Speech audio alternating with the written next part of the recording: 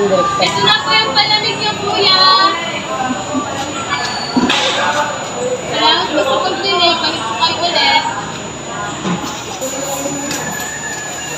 Naku, Lisa. Andito ka pa rin.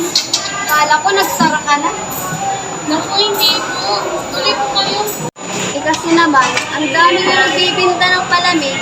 Tapos mahal-mahal pa rin puhunan. Naku, sayang mo yung pagod mo iyo. Hindi tatagal yan. Ngayon naman ko naman po kayo, aling baby. Sige po. Subukan ko. Kuya Ben, tama ba talaga sila? Baka talaga wala pang pagtutunan. Liza, yung mga nagsimula, tinawanan mo lang.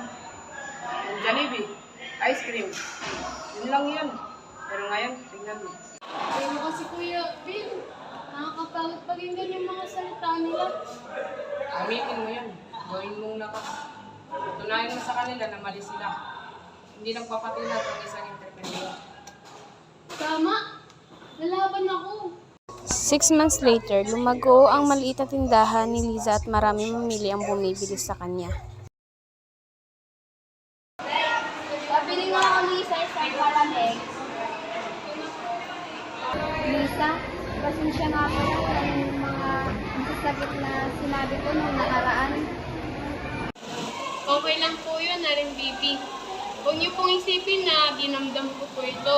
Kasi sa totoo lang po, ginamit ko po itong lakas para mas pagbutihin ko pa po yung pagnenegosyo.